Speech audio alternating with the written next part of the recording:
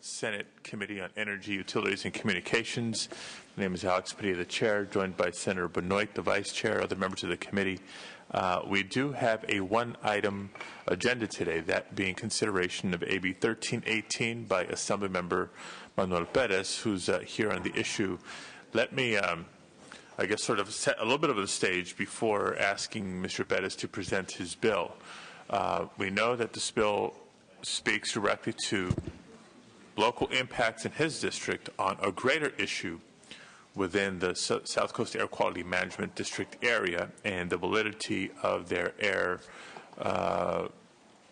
emissions permits program, if you will.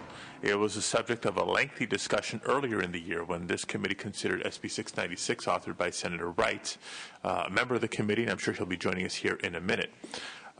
And just as a refresher for those either in attendance or watching from home, we've had a lot of discussions on this from folks who have wanted to tackle the AQMD program specifically and not discuss power plants or anything else.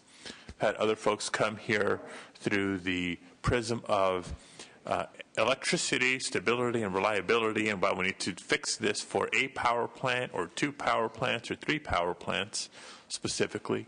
Others who have said, you know, we need to address this AQMD issue for the sake of all these essential services, and let's leave the power plants for another day. Some folks who wanted to have a more comprehensive conversation, others that want to have a narrow conversation, but I think that's pretty darn difficult because of how interconnected a lot of these issues are.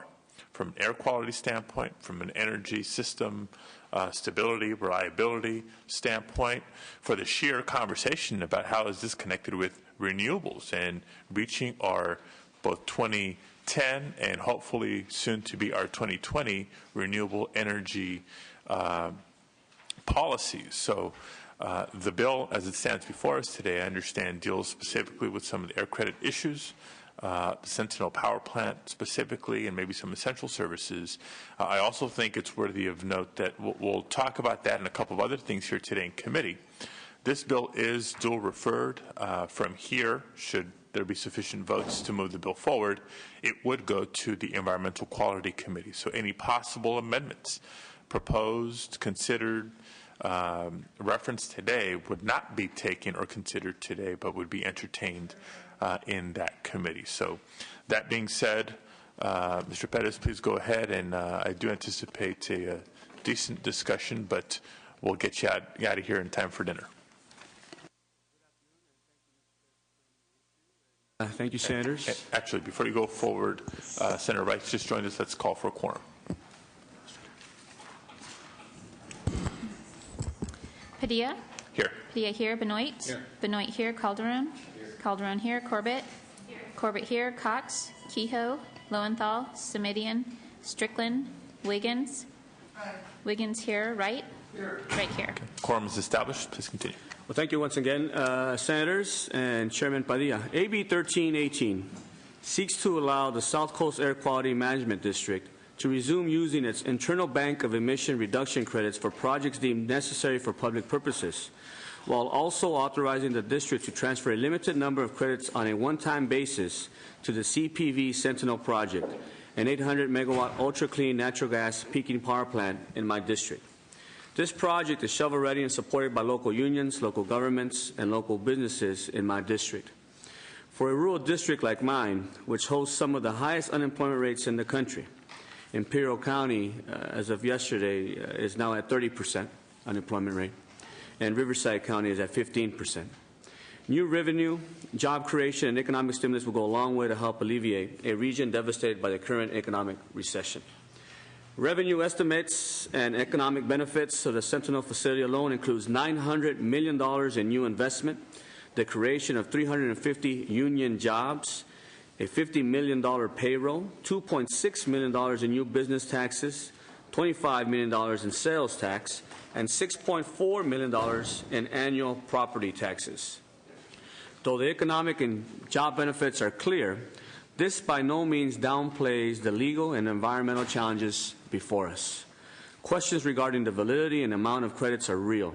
We need to ensure that the appropriate environmental and mitigation safeguards are in place, and we need to take into consideration the ongoing legal proceedings involved. The Senate Energy Committee analysis correctly outlines a framework of issues that need to be addressed if the objectives stated earlier are to be fully met. Some of these issues include the appropriate mix and number of power plants that ought to be considered. Number two, whether to include small business and other industrial facilities as eligible entities. Whether or not to abrogate the South Coast Air Quality Management District environmental lawsuit. Developing an enhanced administrative mechanism to quantify and validate the credits. And are there sufficient credits for the broad array of projects wishing to be included if any transfer of credits is authorized? These are all important issues that require careful consideration and understand the need to be deliberate. I am open to explore and consider these issues, and am committed to working with all relevant Senate policy committees and environmental stakeholders in the hopes of reaching something that works. I have already directed my staff and sponsors to work with key Senate staff and key stakeholders in the hopes of developing a workable product. It is my understanding that these discussions may have already begun. Though obviously controversial, I am gracious to this committee for the opportunity to present and look forward to working with the Senate's leadership if this bill moves forward here today. I have numerous supporters from my district here to testify in support, as well as Bill Kissinger and Braith Kelly from CPV Sentinel to answer any technical questions. Jay Hansen of the California State Building and Trades Council is co-sponsoring the bill and will also be testifying in support. I respectfully ask for your aye vote. Thank you. Let's take testimony both in support and in opposition, and then we'll turn to committee discussion and questions. Sure. Mr. Chair and members, Jay Hansen with the State Building Construction Trades Council. We were an early part of this bill at its inception, and we appreciate the leadership Mr. Perez has shown on this issue, and it's been a very difficult issue. This bill is a single district, single project measure to address a specific circumstance of the CPV project in Riverside County. There are several hundred jobs at stake, for my members and for related industries. It's a great bill for economic stimulus. Additionally, the clean air benefits are very significant for this project. In order to have the wind power that we'd like to have and to lower the CO2 emissions that the state needs to do, you need to have peaker plants that are going to be there to be able to back up the wind power, and that's what this project does. We understand that there's folks who are concerned about this, but there are no environmental justice impacts with this project. And let's focus on the economic benefits.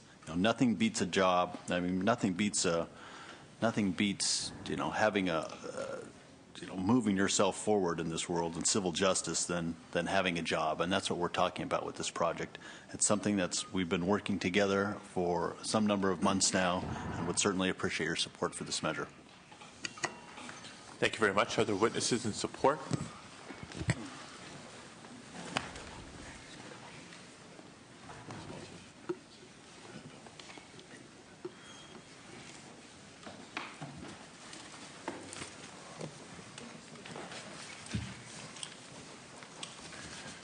Braith Kelly for Competitive Power Ventures. I'll be brief in describing the project. The project is an 800 megawatt. More directly into the microphone. I'm sorry. The project's an 800 megawatt, 8-unit LMS 100. It is highly flexible and quick start capable for purposes of responding to need as wind and solar resources fluctuate. The intermittency of those resources necessitate projects like this. The project has a Cal PUC approved contract for all 8 of the units. It is permitted and contracted, I should say, at 2,628 hours per year, which is 30% capacity factor. It is permitted to 3,200 hours per year. The project left the CEC, or stopped its progress, I should say, when the ERCs were no longer available. That is the final step in the process for this project to get its license for construction. Initially, the project was started in 2000 by another company, began its process there. We took the project over 3 years ago and have been in development since. It's a very, very long development cycle for any project. The notion that we hear periodically that the project, they can wait, or that the need may not be there now. If we started construction tomorrow, it would be at least 18 months before the project was available or in service. So the decisions we make today and throughout the balance of this session and the project cycle are going to affect us more than in 18 months out, likely 2 years out. And at that, I'm going to turn it to Bill. Thank you. My name is Bill Kissinger. I'm with the firm Bingham McCutcheon in San Francisco, and I'm here on behalf of CPV Sentinel. I really have two technical points to raise and two legal points to raise. The first technical point is that this power plant is located outside the South Coast Air Basin. It's located in the Salton Sea Air Basin, but it's still within the South Coast Regulatory Authority. What's important about that is that electrically, it's located within the Los Angeles load pocket. And its generation directly offsets more polluting generation, some of which is also environmentally more harmful because it's once through cooling power plants along the coast. So this is a power plant which makes sense electrically.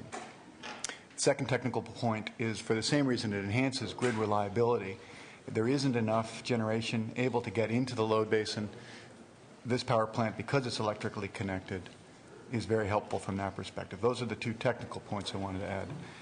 The two legal points I wanted to add to the comments that have already been made are these. First, in addition to allowing this project to go forward, it also provides the ability for the Air District to start providing credits to essential public services.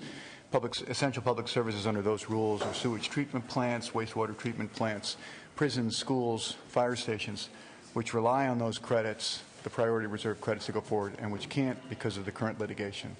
AB 1318, as drafted right now, makes the priority reserve available to the essential public services. The second important point I wanted to pass along is that the legislation, as drafted, does not upset the litigation which is ongoing between NRDC and the South Coast Air Quality Management District.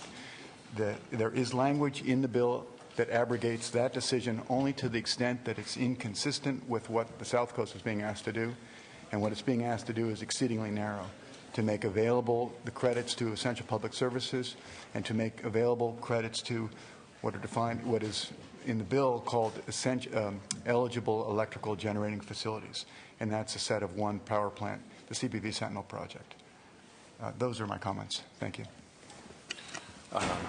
Let's get other witnesses up in support, and let's sort of rotate between the two mics here and the two mics at the end of the horseshoes, if we can, just to accelerate. Mr. Chairman and members, Alan Edelstein. I represent Windtech. Windtech is a wind farm down in the desert where this peaker plant will be housed. The owner of Windtech was a pioneer in wind energy development. Has been in the business for 25 years or so, maybe more, and feels very strongly that without increasing the peaker plants in the area, that we will stymie the development of additional wind. We need to firm up the wind in order to justify investing more funds in wind. So we support this peaker plant as a supplement to increasing renewable energy in the state. Thank you. Next witness. Thank you, Mr. Chairman, committee members. I'm Barbara Baird, District Counsel from the South Coast AQMD. We support this bill. In our view, the legislature would not be making improper policy decisions in allowing the Sentinel project to go forward because, as has been mentioned, the Public Utilities Commission has already approved its contract and found that this plant is needed. We would like to emphasize, though, that it's critically important that this bill continue to reinstate the district's Rule 1315, our tracking rule, and cover that rule under the exemption, because without Rule 1315, we can't provide credits to anybody, whether it be Sentinel, Essential Public Services, or anyone else. And this was the key area in which negotiations broke down between the district and the plaintiffs, which this committee had recommended. We actually would prefer the bill to be broader because essential public services are only 10% of those permits that are still on hold at the district, the rest being including the Rule 1304 exempt sources, including small business, small emitters, reconstruction, modernization, and pollution control projects. But we'd also like to address the suggestion in the committee analysis that perhaps this legislation would not be needed if the district had completed its revised CEQA analysis. We are working on that, but it's not possible for us, in our view, to address the power plants in that readoption because the court order basically put us in a position of having to make decisions of the sort that should be made by the Energy Commission and the PUC. So without legislative relief, the permit moratorium would continue. Also, we expect that even if we do readopt our rule, we'd be sued again, which could leave the situation in limbo for another couple of years at minimum. The plaintiffs have argued that the credits, regardless of the state law issue, are not valid under federal law, so you shouldn't be concerned about it. We have a letter from EPA stating that our revised tracking system addresses their concerns, and I was recently at a conference where EPA stated they intended to approve Rule 1315 once the state law issues have been resolved. Finally, I would just note that the CEQA exemption is rather narrow and it's limited. It's much of a temporary timeout because this bill does expire at the end of 2012. This gives us the opportunity to readopt our rule, deal with the litigation, and then be back on track following CEQA. And we don't provide in this bill for any exemption from CEQA for any individual project. All the projects would still be subject to analysis under CEQA and mitigation. So we urge your yes vote. Okay. Thank you very much. Mr. Chairman, members, Duncan McFetrich representing the State Association of Electrical Workers, the State Pipe Trades Council, and the Western States Conference of Sheet Metal Workers in strong support of the bill. Members that I represent, their man hours are down approximately 30% right now. This, along with Senator Wright's bill, is an important step in getting the members that I represent back to work. We urge your support. Thank you. Next witness. Mr. Chairman and members, Ed Manning on behalf of GE Energy Financial Services. The Sentinel project is clearly a white hat project, and on White Suit Day, we think it deserves your support. Thank you. So where's your attire? I'm not at the same level as I can't pull it off, so thank you. Kelly Boyd on behalf of Southern California Edison, also in support, also urging a 3-plant fix. They're necessary for our priority reserves.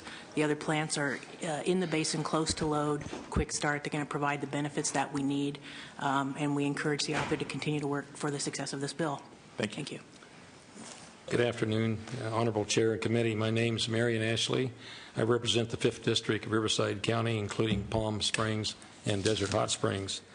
In the Coachella Valley, Riverside County, we have bipartisan support for this very important project. This environmental-friendly Sentinel standby power facility. I want to thank our Coachella Valley legislative leaders for working together to improve the region and alleviate California's energy needs. Several years ago, California experienced massive heat waves and consequent blackouts across Riverside County and Southern California.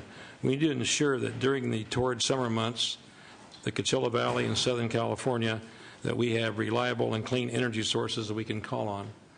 I enthusiastically support this environmentally beneficial project. As you have heard, this is going to create hundreds of jobs and also 14 well-paying long-term jobs. You heard a little bit about the unemployment. The unemployment in Riverside County is nearly 15%. In Desert Hot Springs, 19.5%. In Cabazon, the other nearby community, 33%. We need this project. In these times of economic hardship, the Sentinel project will produce $6.4 million in property taxes and $25 million in sales taxes. This will help run local government. This project is instrumental in advancing the economic development, and it is a net benefit for our county.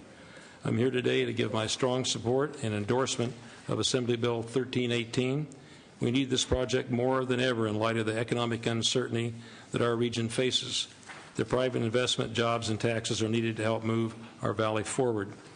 I fully support AB 1318. I want to thank Assemblyman Perez, Nastandi, Salas, and Senators Benoit and Ducheney for pushing this very important environmentally environmentally beneficial project forward. I thank you for your attention and hope for a positive result. Thank you very much. I know there's a couple more witnesses here in support. Let me ask you to be brief. I'm going to wind down testimony in support in 5 minutes or less and move on to witnesses in opposition because we need to get to the committee debate here. Okay, there are some things that I wanted to speak that have already been spoken on, and that is the unemployment. But I am the mayor of Desert Hot Springs, a city north of Palm Springs. We have one of the lowest per capita incomes in the Inland Empire, and our unemployment rate is over 19%. The majority of those unemployed are from the construction industry. AB 13 will make it possible to construct the CPV Sentinel Clean Energy peaking facility, will create 350 green jobs with a $50 million payroll. In addition, there'll be nearly 400 indirect jobs created during construction with another 15 million in payroll. This is money that will be spent in my community, money we desperately need. This is real economic stimulus from clean energy development. AB 1318 will make these jobs possible by allowing this clean standby power facility to be built within the 600 megawatts of wind farms adjacent to our city. This is why I joined my entire city council in unanimously passing a resolution supporting AB 13. I ask the Energy, Utilities, and Commerce Committee to please support this legislation. This is critical to our community's survival. Thank you, Chairman and members of the committee, for your consideration of this very important legislation. My name is Jenny Fode. I'm a city council member from the city of Palm Springs. We formed, when Manuel Perez introduced this bill, a Tri-City Coalition, which is the cities of Palm Springs, Cathedral City, and Desert Hot Springs. And we're the cities whose boundaries surround the CPV Sentinel Standby Power Facility. All three cities, all elected area state assembly members, Riverside County Board of Supervisors, Palm Springs Economic Development Corporation, the Building Industry Association, all of our local unions are all in support of this. It's important to note there is no known local citizen or environmental opposition to the proposed plant. This proposed power plant will provide essential standby peak hour electricity to the entire Coachella Valley, which is currently very vulnerable to brownouts in peak summer months, commonly experiencing blackouts. Currently, our area is mostly supplied by plants outside of our region. With the proliferation of wind farms and solar stations, they are ideally being located in our desert. This state-of-the-art plant, powered by natural gas, will be able to capture the electricity generated naturally by the sun and wind. The current availability of reliable electric generation to the Coachella Valley does not meet the growing demands of our cities, nor address the public health concerns should there be a regional transmission outage. Building the plant is essential to the future of clean, reliable energy for our area while assisting to attain the California mandate that requires 1/3 of our energy come from renewable sources. AB 13. I know you're reading from that letter. Can I ask you to sort of be brief? And all right, I will. We have copies of that letter in our packets. People have already talked about the jobs, which is the next part of this letter, and also that we are not in the Los Angeles basin, and we are in the forefront of developing clean and reliable energy. And I do have copies of the letter, and I will give them to you. Thank you so much. Next, and I believe final witness. Mr. Chair, committee members, my name is Chuck McDaniel. I'm a representative for the International Brotherhood of Electrical Workers, Local 440 in Riverside County. I'm here today to explain why passing AB 1318 is important to IBW members and all construction workers in Riverside County. 18 months ago, unemployment in Riverside was 6.5%. Unemployment for construction workers was even lower at 5.5%. Today, overall unemployment has more than doubled to 14.7%, and construction unemployment has skyrocketed to more than 25%. 1 out of every 4 construction workers, at least, is out of work in Riverside County. Those numbers are even worse in the areas closest to this project site. In Desert Hot Springs, where I live, the town that borders the project to the east, the unemployment rate is 19.5%. In Cabazon, the closest town to the west, the unemployment is an incredible 33.8%. The economic downturn in the county started about 9 months ago. We're getting calls to our office almost daily for members asking about their insurance plan and how to enroll in COBRA. Because of the unemployment extensions, I haven't heard any stories yet about people running out of their unemployment, but it's just a matter of time. I checked our out-of-work books on Friday. There's 223 names on that list. That's 223 electricians with families that aren't working, and we only have 700 members. That's about 30%. And that's all the construction trades are like that. That's not unique to the IBW. AB 1318 will allow an important clean energy peaker plant to proceed with construction. This power plant will put about 80 of my electricians to work for almost 2 years. Overall, it'll take up to 500 workers to build and create an additional 400 support jobs. Those jobs are vital to the economic stability of this region. We can't afford to lose those jobs. Please vote in support of AB 1318. Thank you very much. Let's now turn to testimony in opposition to the bill. Do we have witnesses in opposition?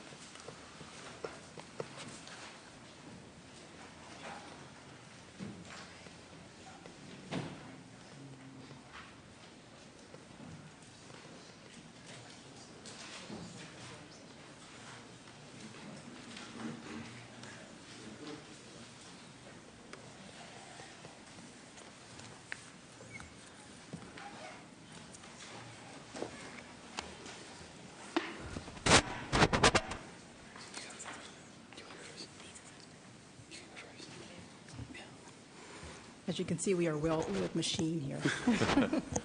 Good afternoon, Mr. Chair, members of the committee.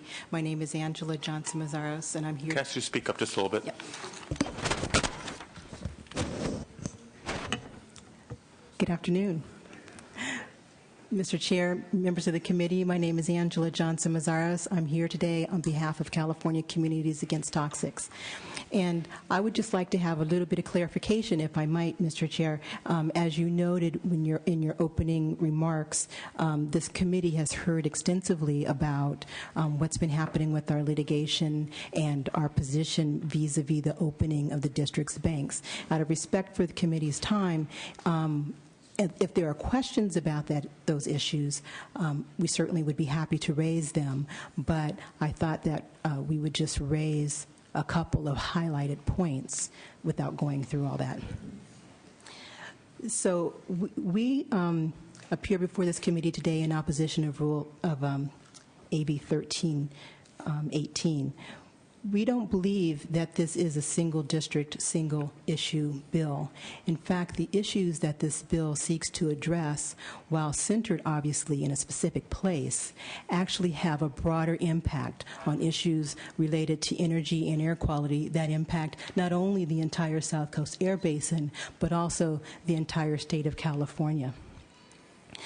The two central issues that this bill seeks to bring into this debate as it seeks to figure out a solution for the Sentinel facility is the question about whether or not there are particular facilities that are needed, and whether or not the district can rely upon rules that have the state court has already ruled to find. Through the chair, I apologize. Could you? I was just distracted by the conversation. If you could just start again with your first point and your second point, if I could ask the forbearance of the chair, just because I know you want to do a couple of bullet points and I want to hear them and process that in. Thank you.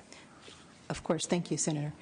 The two central things that this bill seeks to bring into the conversation is the question about whether or not the district can rely upon Rule 1315 and the previously adopted versions of Rule 1309.1.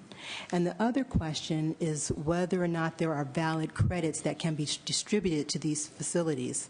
If there were valid credits in the account, and if those rules had not already been adjudged as being illegally adopted, then this would be an issue that we believe could be properly handled by Mr. Perez and his constituents making decisions about the impacts on his district and the districts that surround his community. Instead, we've expanded the conversation, and for those reasons, it's not a single district bill and it's not a single issue bill. We believe that we've offered a solution that allows us to address the questions about how we're going to site power plants, and my colleague Adrian Martinez from NRDC is going to talk to you about that in just a minute. So in summary, I would just say that we are opposed to this bill because this bill asks this body to make decisions about things that go far beyond the confines of the 80th, and further take this committee into making decisions that are really best preserved for decision-making by the federal process through the U.S. EPA and through the federal courts if necessary.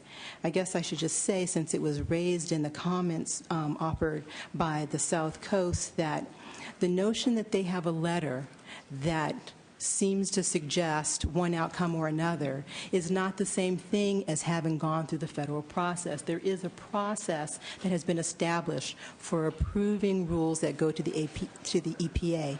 That process has not yet occurred. And that is the proper venue, the proper expertise, and the proper approach for dealing with the issues that are raised in this bill. Thank you. Mr. Chairman, members of the committee, my name is Adrian Martinez, counsel for NRDC and the Coalition for a Safe Environment, and I currently work in the Los Angeles office of NRDC.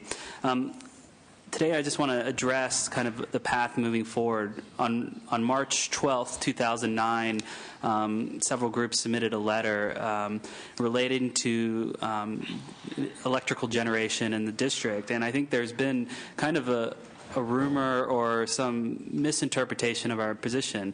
We aren't opposed to projects per se. We just think the requisite information gathering needs to happen first. And in that letter, we proposed a three-solution approach. And the first is a swift but robust regional energy planning process that identifies the energy needs of the region. The second is a determination of what portion of the region's energy demand must be met with fossil fuel powered plants. And then the third is the construction of the necessary new clean power. And I think a relevant and kind of important piece of this letter is that we note that this process can go quickly, and it's our interest to have this go quickly. We just want to make sure that the legislature is informed and others are informed as projects go forward. We are opposed to AB 1318 because we don't think that the requisite information is out there to assess, and also we don't think this is the best way to do energy planning in the state or even in the South Coast Basin on a facility by facility basis coming through the legislature with specific bills. And then the final thing I want to just reiterate in context is there is a way out of this, and it's the CEQA document. We heard from the AQMD that the issue is the power plants, but presumably the CEQA document related to all other facilities is not the problem here. Thank you. Thank you. Other witnesses in opposition, briefly, please just identify yourself. Good afternoon, Mr. Chairman and members of the committee. My name is Shauna Lazaro. I'm a staff attorney with Communities for a Better Environment, and I will be very brief. I wanted to point out, first of all, I wanted to reiterate my co-plaintiffs. Communities for a Better Environment stands with our co-plaintiffs and strongly opposes AB 1318. There are certain characterizations that you've heard this afternoon that I just wanted to quickly correct. One of them is that this facility will have clean air benefits. We're talking about 0.6 tons every single day of new particulate matter. Particulate matter is extremely dangerous. It has serious health impacts. It may be that this is the one new fossil fuel facility that actually is vital. If that is the case, certainly we would need to see a rigorous, meaningful needs analysis before we went ahead and found a single facility solution. The second point I wanted to make is that, in fact, there are many folks who are hoping that this is not a single facility solution. In fact, you heard a representative from Edison saying that she is hoping for a 3-facility solution, which, of course, opens the door wider and wider. And the final point is that any of these facilities would have to have federally valid credits. Simply stating that the district can rely on Rule 1315, which is not federal law, does not magically produce federally valid credits. So that was the final point I wanted to make, and I would ask you to vote no on AB 1318. Thank you. Chairman and members, my name is Jesse Marquez. I'm Executive Director of the Coalition for a Safe Environment. We have members in over 25 cities. We oppose this bill, but we want to make sure that everyone keeps in perspective. We would not be here today if the AQMD did not intentionally violate CEQA law and were found guilty. We would not be here today in depriving essential services and small businesses of their credits if AQMD did not try to divert them to power industries that need hundreds and thousands of credits. We would not be here today. We do support energy sources. We do recognize the need for power plants and repower plants. But our organization also looks into technologies. And the public is led to believe that we are using the best available technologies, and we have found out that's not the case. We have found out that AQMD can approve numerous technologies for air pollution control. Some of them will have 20, 30% efficiencies. Some will have 90% efficiencies. But what happens, power plant facilities, NRG, and other companies will choose the least expensive one, which is the least beneficial to the public. And all we're asking is that they use the maximum achievable technology.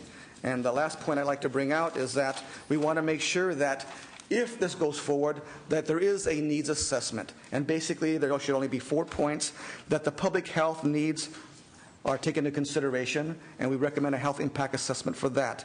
That the state's greenhouse gas reduction goals are met, and that there be an imperative for grid reliability, and that the need to repower old power plants should take into consideration the maximum achievable technologies. Thank you. And that's what we ask. Thank you. Next, and looks like final witness. Michael Endicott, Sierra Club, California. We're opposed to the bill in its current form. Thank you very much. Thank you very much. I do have a series of questions I'd like to begin with as the chair, but let me actually defer to the vice chair of the committee, Senator Benoit, who I know has both a personal and a geographic interest here given his district. Well, thank you, Mr. Chairman. As co-author, I want to first of all thank the Assemblyman for his cooperative effort at doing this. As I look out in the audience, I see some friends who may not be political allies and a lot of folks from our desert who are frequently on the opposite sides of things, but we're all here together today in support of this very important measure, and I think it's a coalition, and that's worthy of note. The day that you had your ceremony, I was there. A number of us were there, and the members in the audience were there. There was a strong turnout from the trades unions and Mr. Hansen and others. This is a bill that's incredibly important for a very desperate time in an area that needs the work. There's no doubt about it. But it includes a good deal more than that. There's a lot of jobs beyond the Sentinel project throughout Southern California that are on hold right now, hung up over this piece of this court decision. I don't believe that the negative environmental impacts of this project or the others that are being held up are not significant. I think that there's always environmental trading. But there have been CEQA reviews. There have been processes that have gone through. This plant, although not completely clean, is the cleanest technology known today for a natural gas power plant. We can't have solar expansion. We can't have wind expansion in our area, which our area is ripe to do a lot of if we don't have backup power, baseline power to sustain the need when that other sources of energy is not available. This plant is designed specifically to address that. I flew over this area yesterday evening coming up here and looked down at the Devers Power Transfer Station, which is within sight of this plant, the central location where a huge amount of power comes in, flows into the Southern California basin. This plant will be within a rock's throw of that and available to supply that necessary power to back up what we'd all like to see, more solar, more wind, more environmentally friendly power supplies. But when it comes to the kinds of backups that's available today, short of nuclear, this is as clean as it gets. And as a result, when it runs, other dirtier plants will not run. And yes, it will create some particulate matter, but those other plants are doing a lot more. And this will be a net gain, not just for the South Coast Air Quality Basin, but also for the Coachella Valley. I have heard there are people who would like to add on a couple of other places and make some amendments in this bill. I would caution against that. This has been an arduous task to get this bill to this point. Many, many jobs are in the balance. We can deal with those other issues effectively down the road, but I do not think that we should hold this bill up or in any way distract from its primary mission and get it done and then worry about moving forward. I'm anxious to hear more questions from my committee members, but I can tell them all that this is an extremely important measure for my district and the entire South Coast Air Quality Management District. And I thank you, Mr. Chairman. Okay. Thank you, Senator Benoit, and I'll make a note if there's other members of the committee that do have questions or would like to speak. But for starters, let me just, I guess, try to set a little bit of the table here about what's in the bill and what's not in the bill, and what the issues are. What's in the bill. This bill would, first of all, abrogate the court order. Only in part, Senator. Well, some people will say, well, doing a little bit is doing it. So how much or how little is almost secondary. It speaks to the Sentinel Power Plant specifically, but not the others that some people may feel is part of the greater conversation here. It sort of clarifies the issue for some essential services, correct? What's not in the bill is, the NRG power plant that's already come up in conversation. I have questions about that one specifically. What's not in the bill is the Walnut Grove plant that's also been part of the conversation. Then what's not in the bill is the comprehensive fix for the emission reduction credit, the banking system, the banking fix that I know Senator Wright was seeking to achieve through his bill. Let me also get ahead of some of the conversation that I can almost anticipate, because we had a lot of testimony about the economy, had a lot of testimony about jobs that this would create, had a lot of testimony about the unemployment statistics in various areas. And as compelling as some of those statistics are, let me also suggest that we are not doing this only for that reason. We're not considering entertaining this bill only for that reason. If there was a proposal before us for a power plant or anything else that would create jobs but have detrimental impacts on the economy, on the environment, or was in any other way contrary to significant state policies, we would not be entertaining this. So let's just be clear that as compelling as the economic situation and climate is right now, that's not the only consideration before us.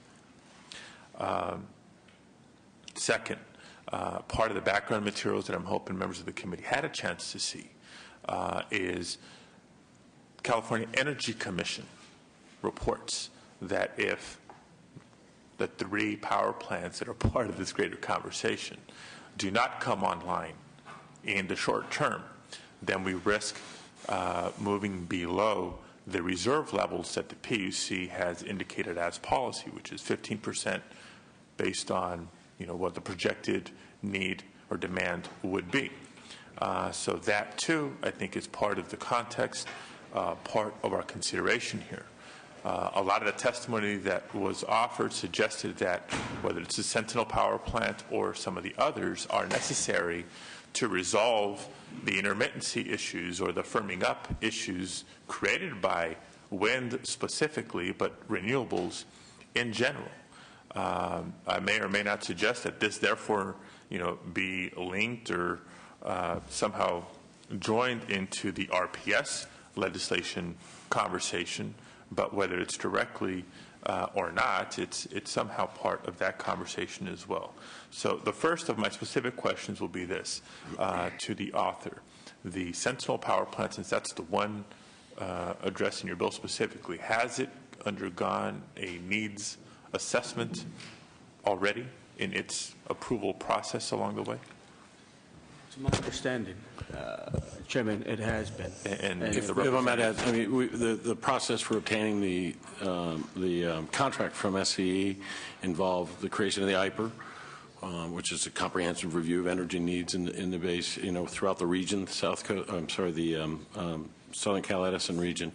The contract went through, obviously, RFPs and very rigorous review by the CPUC prior to its being awarded.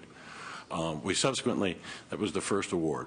There was a second round of RFP, that was our fast track project. The second round of RFP were issued, and we were awarded again an additional several hundred megawatts. So the answer is yes? Absolutely. Okay. Only because, again, some of the opposition testimony suggested, well, you have to do a needs assessment before you let anything happen.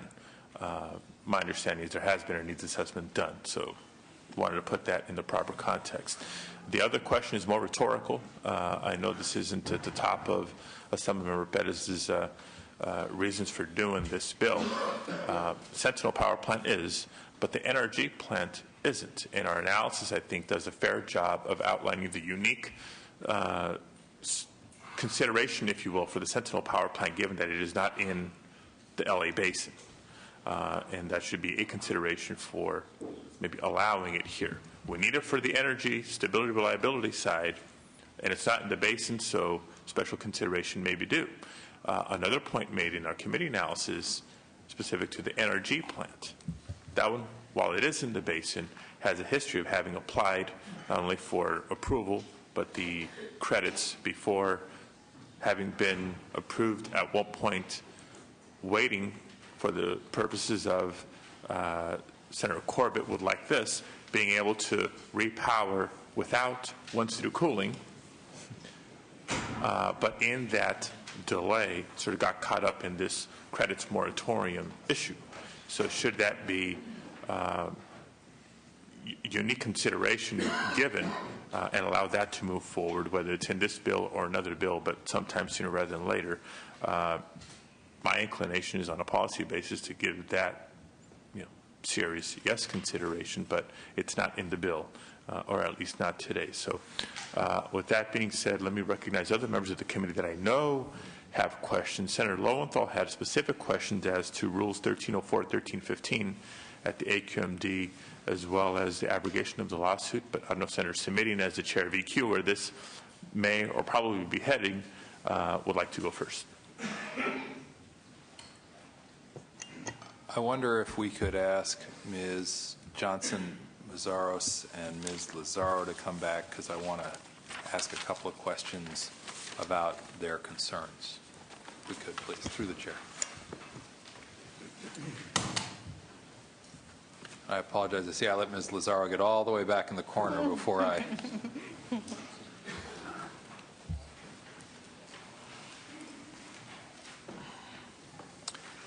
Through the chair, Ms. Johnson-Mazaros and Ms. Lazaro, and I hope I'm close on the pronunciation of your names. I know this is complicated, but I want to try and simplify without oversimplifying. And Ms. Lazaro and Ms. Johnson-Mazaros, I'm going to try and summarize what I think your argument is, and if you think I'm missing an essential element, not the details, but the essential element, I hope you'll clarify, because I'm trying to push away all of this, which get through the weeds here. I think your argument is that whether or not we think the power is important, and whether or not we think the essential services are important, and whether or not we think the business needs are important, that there are two issues you want us to focus on. The first issue that you want us to focus on is that the rule that would allow the permitting has been deemed unlawful pursuant to CEQA in 2 court proceedings. The second issue you want us to focus on is that, with all due respect to us, your view is, even if we took that action, that there are not valid credits available pursuant to federal law. Do I have that right? Yes. Okay. Is there anything else that is in your core argument against the bill?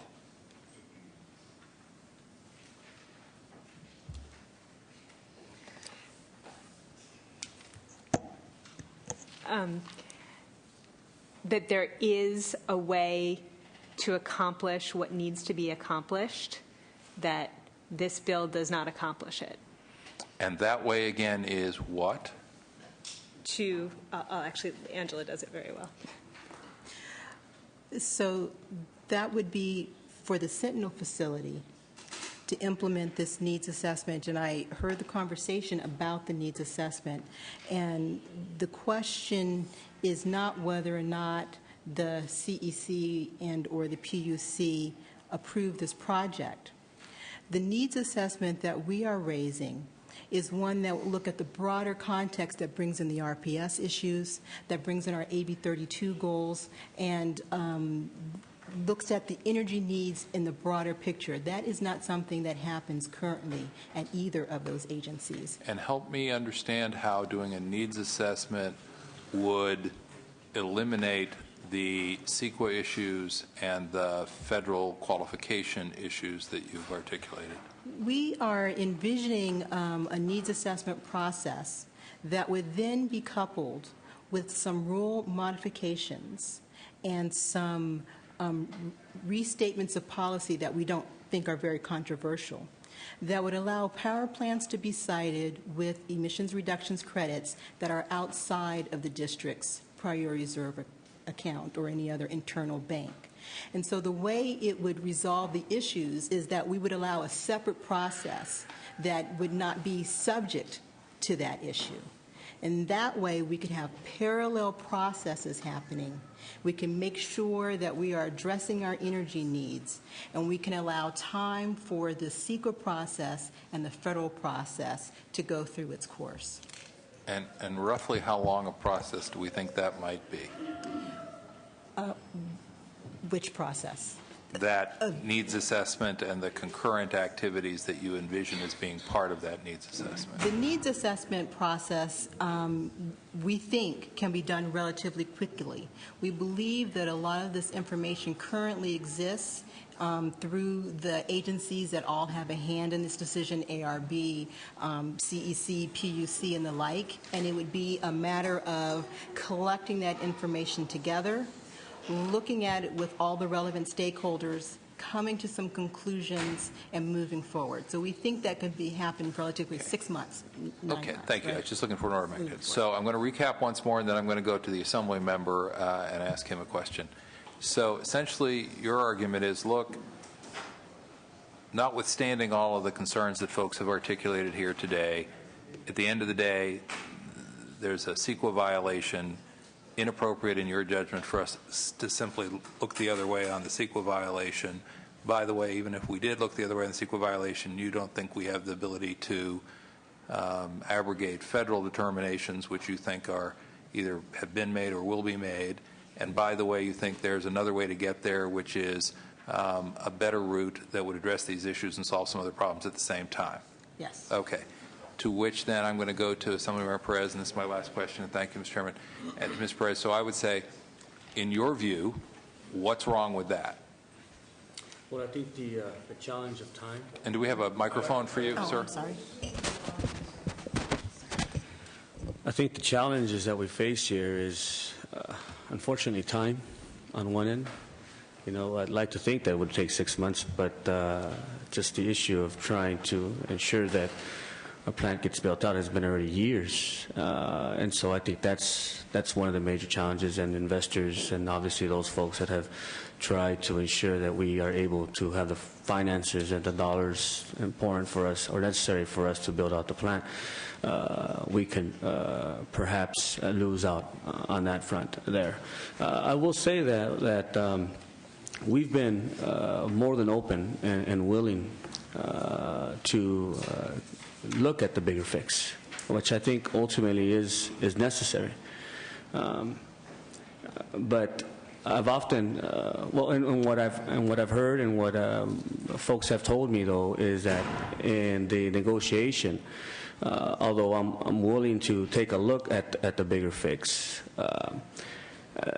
the opposition is not willing to support the peaker plant being built out. And so that's where I think we have differences of opinion. I definitely believe that the essential public services are necessary. Obviously, there's concern about refineries. I understand that issue as well. I also understand the small sources that need to get built out as well. I get all that, but my concern ultimately at the end of the day is that this all started out as a local bill, as was discussed earlier, and then after discussing these issues with our Democratic colleagues as well in the other House, they felt that it was important that we also included the essential public services. But I'm open and willing to continue those conversations. I think that we should. I think that we need to. And because I understand their points as well. I get that. And following up on that, and I apologize because I really did think that was it, but I've got a couple of folks who are sitting beside you who've come up and said, we heard all that about the need for the power and the need for the services and the importance of this to the economy. But senators, how can you simply say, we don't care that the court said that this was illegal not once but twice, we want you to put that aside? So that's my version of their position. So if I go back to my district and people say, hey, I watched the debate on the exciting debate on the Perez bill, how on earth could you possibly justify simply brushing aside the decision of the court not once but twice in order to do this? What do you think I should tell them? Well, to my understanding, there was a decision made in which it was dismissed, but I'm not exactly sure to what degree, what that entirely means. I understand that it was discussed that there are credits as well through an analysis done by CEC, I believe, and so that's what my response would be. Thank you. Thank you, Mr. Chairman. Well, let me play devil's advocate for a little bit here so everybody don't read too much into this. But Senator Simity's last question of what would I tell the judge, if you will, or the plaintiffs, if you will, that or your constituents, judges rejected this not once but twice. I mean, that's a separate question from whether the legislature has the authority to legislate like this or not. Whether we agree or disagree with the policy is a different question. And I think what a judge may consider in the scope of a lawsuit is one thing. What we're trying to balance out in these overall policy considerations is a little different. So I offered that as well. Senator Lowenthal and Senator Wright. I'd like to follow up on the questions that were raised by Senator Simity, and that is that to me the issue is not the issue of the power plants of whether we want Sentinel or the other. I personally have my own opinions and would prefer to see, especially the repowering and possibly also Sentinel and also all the power plants. The issue to me is not an issue of power plants. The issue to me comes back to the abrogation of a court decision twice regarding noncompliance with CEQA, really, and not doing adequate CEQA analysis.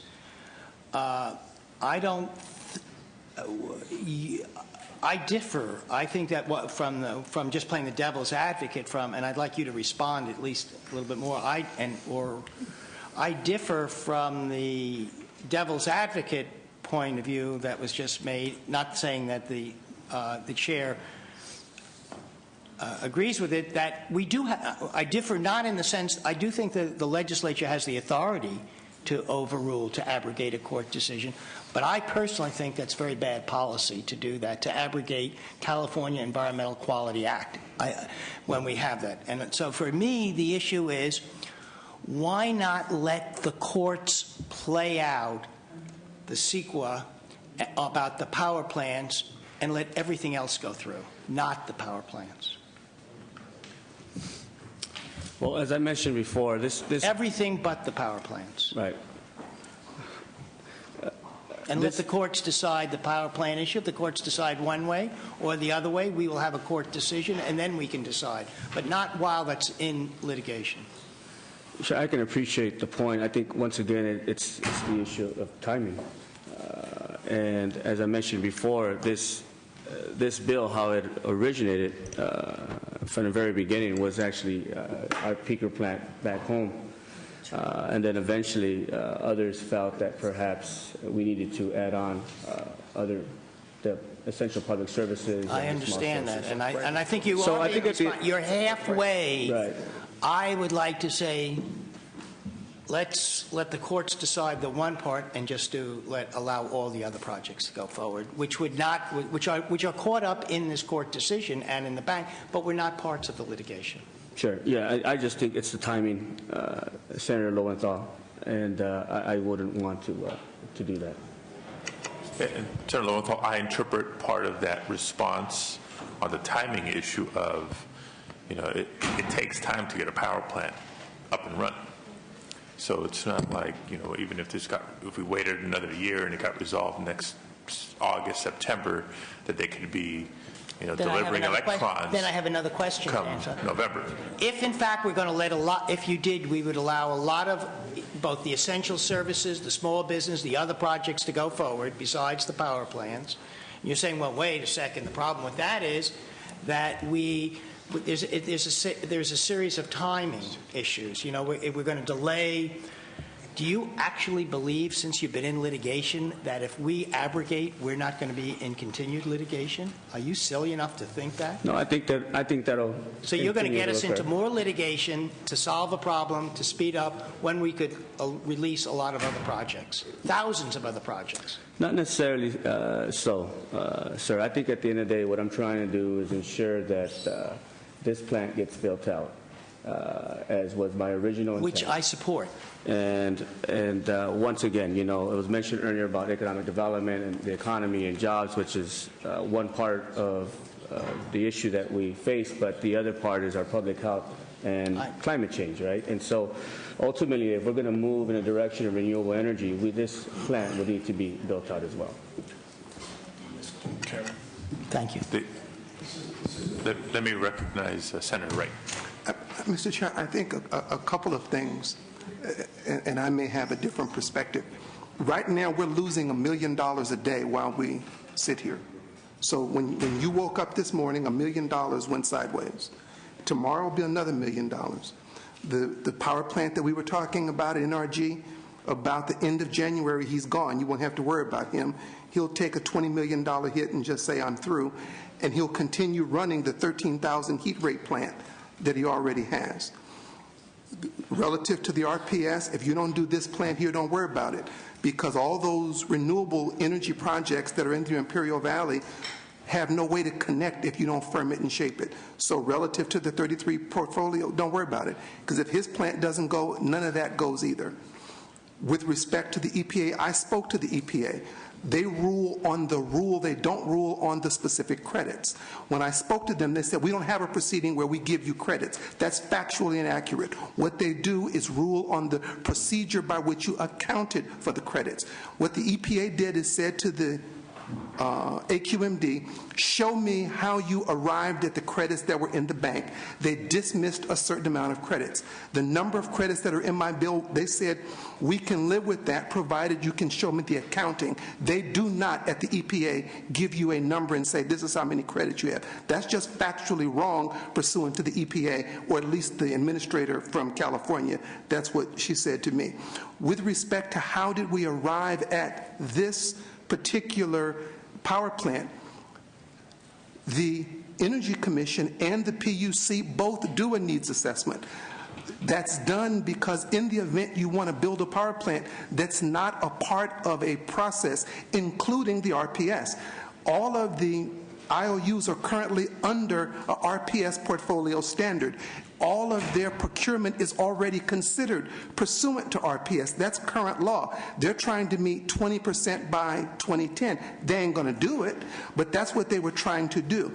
Every contract that they purchase is considered in the context of whether or not it's RPS compliant. That's current law. It actually goes back to 2002, and I know that because I wrote that law. With respect to, again, 1315, in the event you don't abrogate the lawsuit, 1315 was a ruling about the procedure. If the lawsuit stays, then nothing goes. Not only this power plant, but whether it's the hospital, anything else that requires credits is on hold. Because if you go back to prior to the filing of the lawsuit and prior to the enaction of 1315, the district was upside down vis-a-vis credits. 1315 is what established the bank. If there ain't no bank, there ain't no credits, and there's no provision decision for essential services or anything else.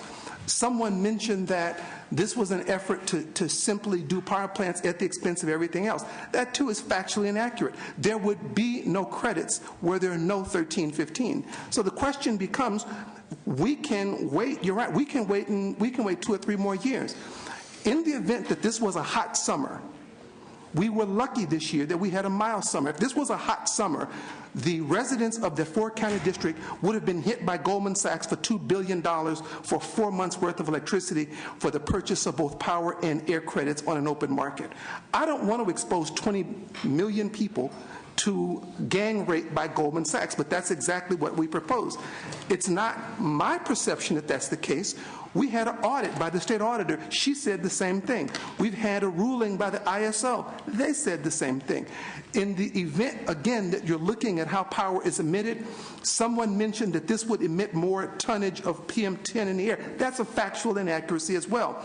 Power plants that are currently permitted to run have heat rates that exceed 10 and 11 and 12,000.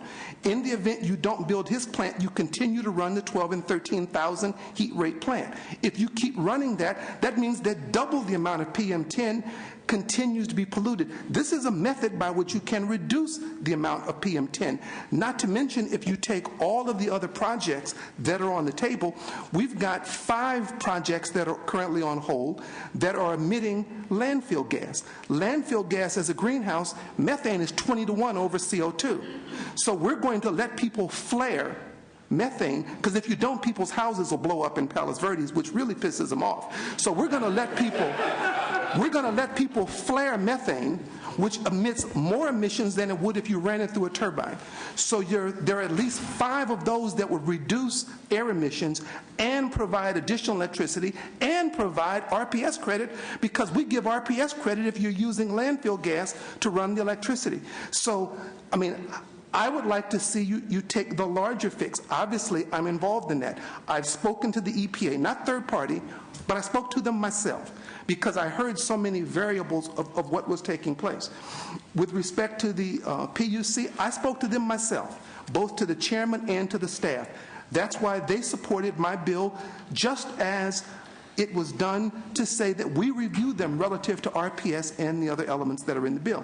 So, I mean, we may have different points of view. My concern becomes, if your plant doesn't go, sir, that one that you have, yours is the one that will buckle into the system all of the RPS power that's going to come from the Imperial Valley. It's useless as tits on a bull if you don't have your plant in place. The plant that's in El Segundo, that plant does what the chairman says. It eliminates once-through cooling. It's a brand new Siemens unit that will be one of the first installed in the western part of the United States. It'll fire up 200 megawatts in less than 30 minutes. It will eliminate once-through cooling, and it will take a plant to go from 13,000 to a 7,000 heat rate. That should be something that we'd celebrate. This is, again, $1 million a day, and it's a $2 billion risk in the summer if we don't do it. So I'd move the bill, Mr. Chair. I know there's other things, but I spent a great deal of time looking at this. But even, Mr. Chair, if we don't do the power plants, the fact that you don't install 1315 means that you can't do anything. And there's, unfortunately, unless you do it through a legislative process, there's not a way to say, I'm going to let the court do the power plants. The court is not authorized to specifically rail. They rule on whether or not 1315 violated CEQA. Finally, to that point, Mr. Chair, I can show you where there are 30 times that this legislature over the last 20 years has made law that, to Mr. Semidian's point, where we've made CEQA exemptions. 30 times, not 10, 30 times we've done that. And by the way, this body invented CEQA, and the lawsuit that was proffered was done on the basis of CEQA that came out of this legislature. So not only did we create CEQA, but we also have the right, and in some cases, the duty and obligation to create exemptions when that's necessary. So I'd support the bill, Mr. Chair. I'd like more. I'm working on more, but I'll take as much as I can get today. Thank you, Senator. Now, just imagine if he was wearing wool today. I don't know. I have on the queue Senator Corbett and Senator Kehoe waiting to speak, but let me also suggest this. If for no other reason but procedural, Again, let me just remind everybody, this bill is double referred to EQ. Any amendments, any changes to the bill before us that would be entertained, that would be agreed to, or what have you, would happen there, not here. And even then, we have this bill, and we have Senator Wright's bill, possibly others before this end of session. You know, a lot can happen in 3 weeks. I'd also suggest to my colleagues that what may get to the floor may look very different than what is before us today. So in that respect, I'm a little just hard-pressed to think that we're going to reach closure and resolution on all the issues before us. But if nothing else, is when Senator Wright's bill was before us, it was a good airing out exercise, but also educational exercise in knowing what we're talking about, what we're not talking about, what we're going to choose to try to tackle or not. In my ideal world, as Senator Wright's mentioned as well, we'd have this comprehensive fix to the air credit system at AQMD first and foremost, and then also deal with the power plants as we may or may not, and deal with the essential services and small sources as well. But at the core of all this is the banking system at AQMD that, despite all we say back and forth about power plants or this one versus that one or essential services or otherwise, is still avoiding the biggest issue of them all, and that's the banking system. So between this committee and anything that may come to the floor, I hope we really tackle that first and foremost. Let me recognize Senator Corbett at this time. Thank you very much, Senator Padilla. I know I'll be probably seeing this bill again in EQ a little later on, maybe this week. So I will not go on and on because I'll have an opportunity to ask some questions at that time too.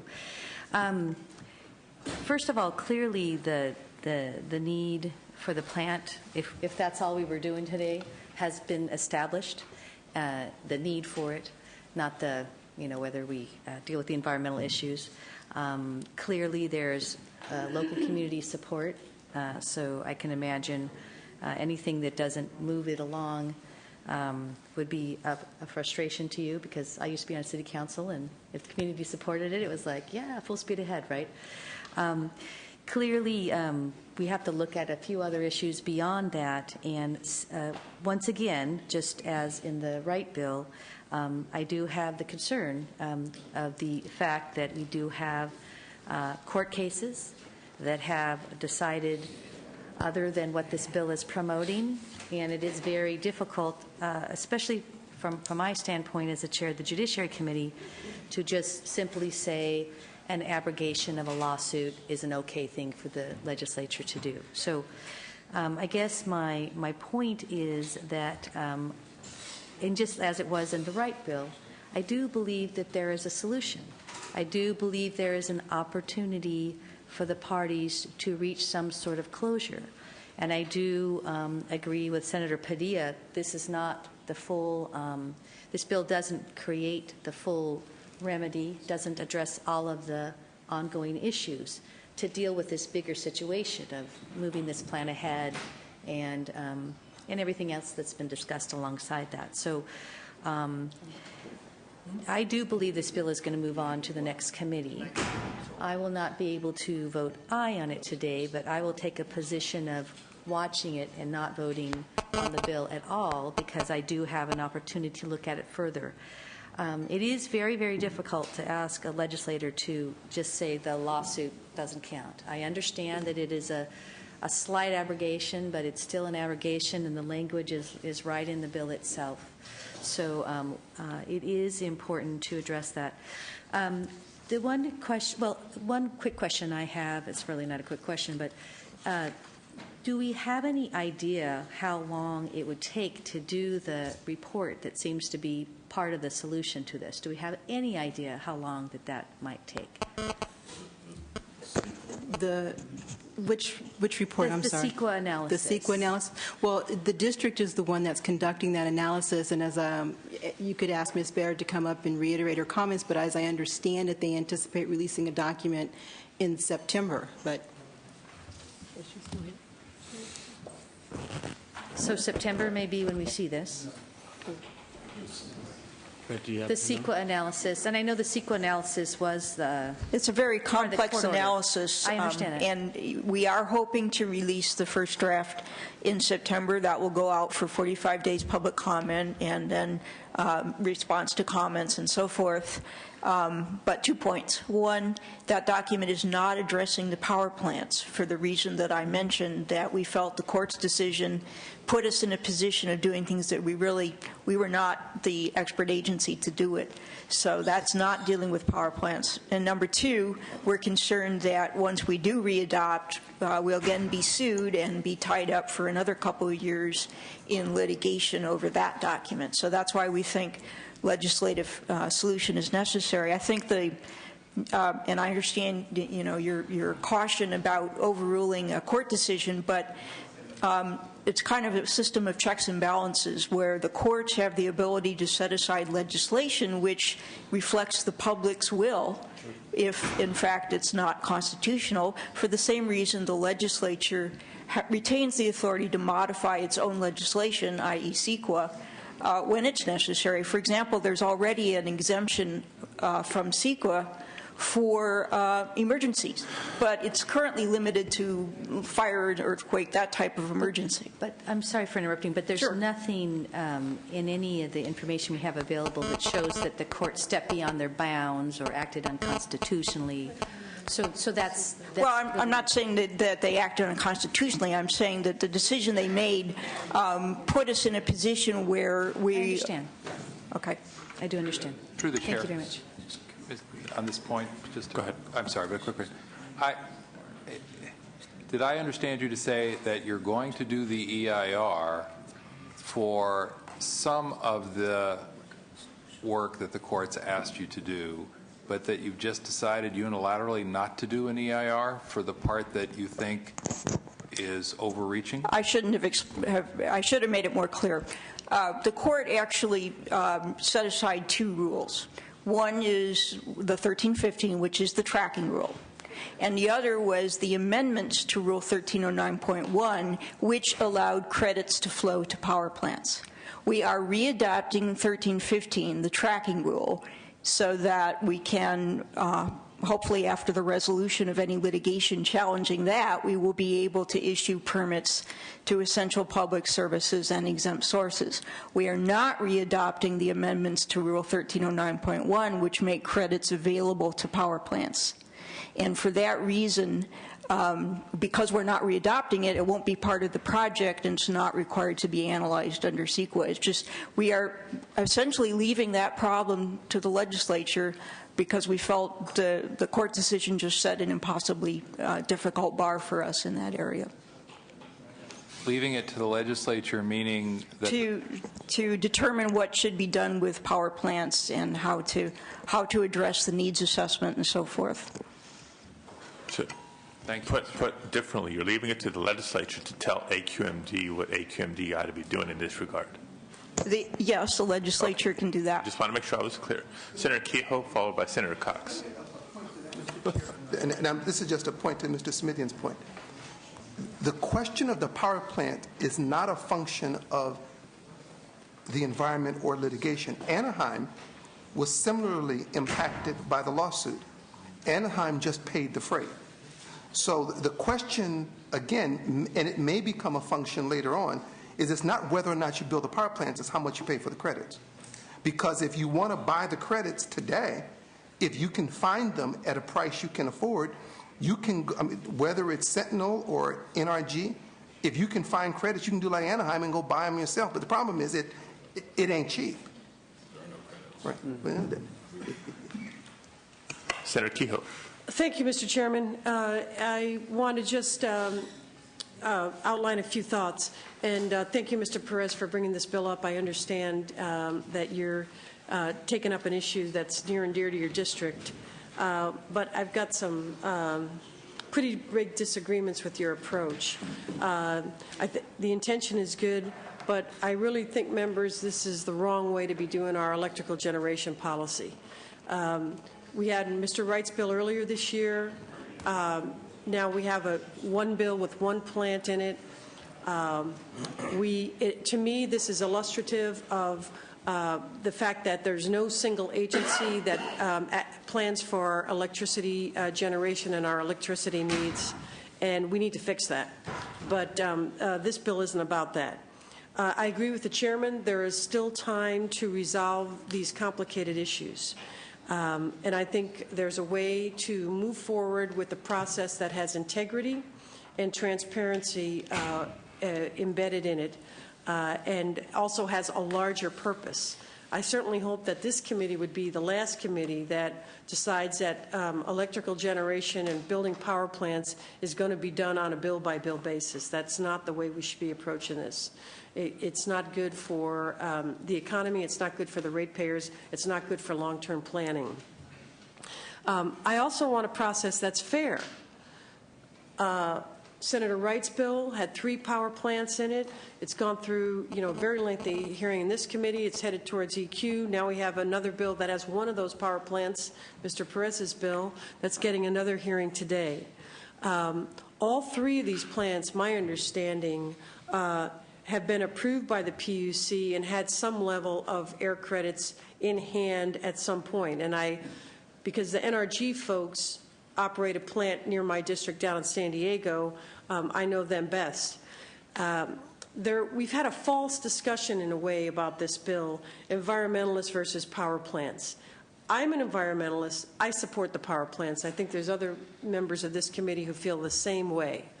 I think we'd be hard-pressed to say that Los Angeles doesn't need any new power plants in the coming years. These are newer, cleaner, more efficient, smaller plants. These are good things. I think environmentalists and energy plant builders agree on that. We need to find a way to build these plants.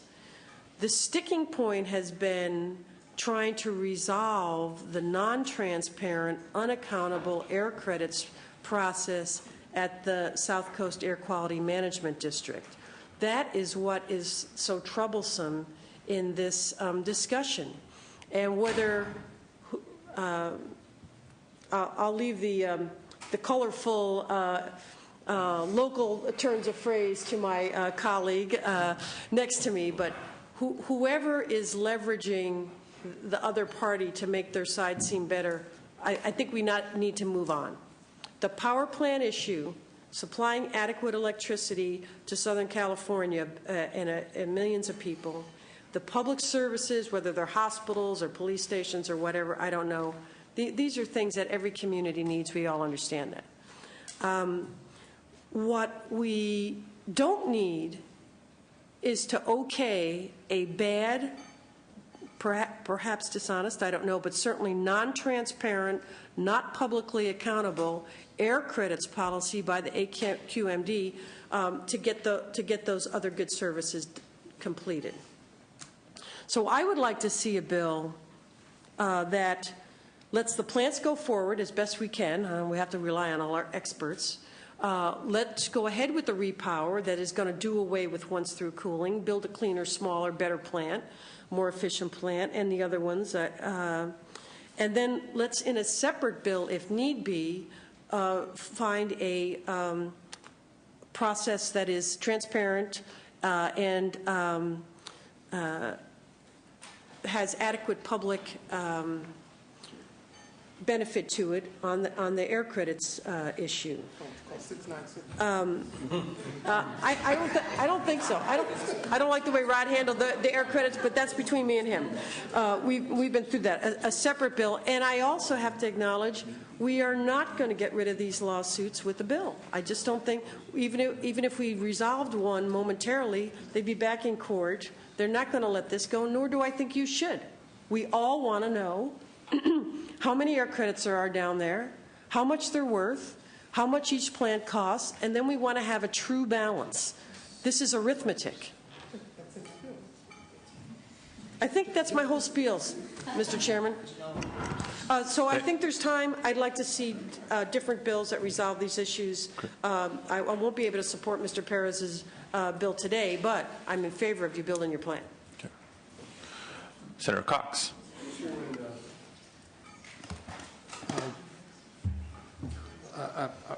I'm a bit taken back by the statements about the reference to the abrogation of court decisions. I mean, it's as if this is the first time. And I will tell you, I'm going to take the time right now, but my guess is during the time I've been here, there have been at least 8 or 10 abrogation of court decisions where one side of the aisle didn't like the way it turned out, so they decided they were going to do it differently and introduced a bill. So I said I'm a little bit taken back by that, those statements about the abrogation. I do, in fact, believe that for some reason this legislature continues to underestimate the length of time it takes to build a power plant. It's not as if you can just make that determination and tomorrow morning you turn a switch and somebody open the door and turn a switch and all of a sudden you've got 500 megawatts of power. And every single year it doesn't get easier, it gets more complex.